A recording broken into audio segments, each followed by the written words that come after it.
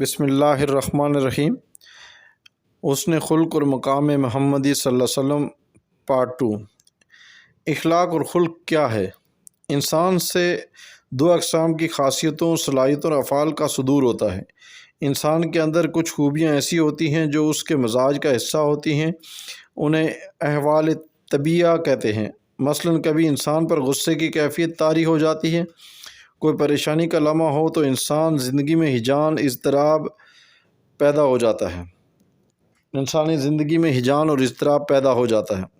کبھی انسان اپنی طبیعت میں مایوسی کا اظہار کرتا ہے، بزدلی اور مایوسی کا اظہار کرتا ہے۔ کبھی تھوڑی سی آواز سن کر بھی اچانک گھبرا جاتا ہے، کبھی مسکراتا ہے، کبھی غمزدہ ہو جاتا ہے۔ اس قسم کے احوال ہماری زندگی میں وقوع پذیر ہوتے رہتے ہیں۔ احوال کو طبیعہ احوال کہتے ہیں، مذکورہ احوال اخلاق نہیں۔ اخلاق تب بنتا ہے جب اچھے افعال، اعمال، برتاؤ، بھلائی، نیکی، احسان اور خوبصورت طرز فکر کو انسان اپنے نفس کے اندر بطور صلاحیت پیدا کرتا ہے۔ اگر کوشش، محنت اور اپنے اوپر جبر کر کے بندہ اپنے آپ کو نیک کام کرنے کے لیے تیار کرے تو ایسے نیک کاموں کو اخلاق نہیں کہتے۔ خلق تب بنتا ہے جب اسے بندے کے نفس کے اندر ایسی صلاحیت پیدا ہو جائے کہ نیکی کے کام آسانی سے کرے اور لوگوں سے بھلائی، احسان، سخاوت، خوشگوار تعلق، معافی، درگزر اور عزت دینے کے لیے اپنے نفس میں سہولت پائے۔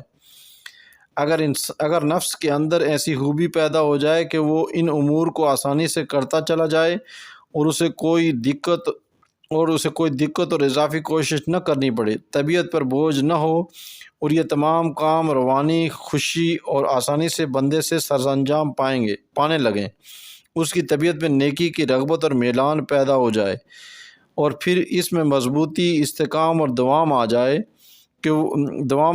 کہ وہ چاہ کر بھی اس کے خلاف نہ کر سکے، تو اسے اخلاق کہتے ہیں۔ در حقیقت اخلاق کے خوگر انسان کے اندر ایک داعیہ اور ایک قوت پیدا ہو جاتی ہے جس کے تحت نیکی، بھلائی، احسان، طبعی خوش خلقی، اللہ کے دین کی مدد، رشتہ داروں، پڑوسیوں، غریبوں، کمزوروں اور انسانیت پر احسان وغیرہ جیسے کام بغیر کسی اہتمام اور بغیر تکلیف کے دائمی کرتا چلا جاتا ہے۔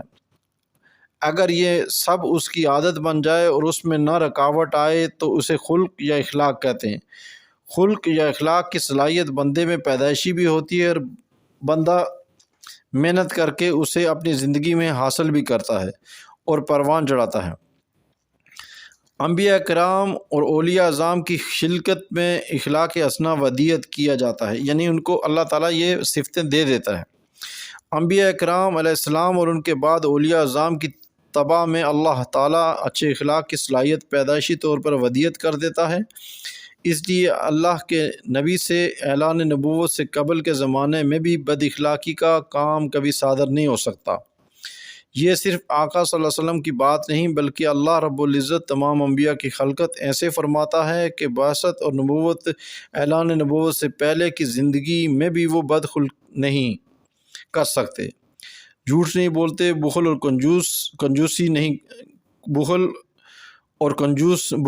کنجوس نہیں ہوتے، کسی پر ظلم اور جبر نہیں کرتے، وہ سچے، بھلائی اور احسان کرنے والے ہوتے ہیں اور کسی سے نفرت نہیں کرتے، وہ ہر ایک سے محبت کرتے ہیں۔ سخاوت اور طاعت اور پاکیزگی پیدائشی طور پر ان میں موجود ہوتی ہے۔ انبیاء علیہ السلام کے بعد نچلے درجے میں پھر یہ خوبیاں اللہ تعالیٰ اولیاء اکرام کے اندر پیدا کر دیتا ہے اور پھر یہ طبقہ ان اوصاف کو اپنی محنت، ریاضت اور عبادت سے ڈیولپ کرتا رہتا ہے اور کمال تک پہنچا دیتا ہے۔ اس لحاظ سے اخلاق حسنہ یا خلق پیدائشی بھی ہیں اور اکتسابی بھی ہوتے ہیں۔ بعض علماء نے کہا کہ یہ جبلت میں ہوتے ہیں اور اکتسابی نہیں۔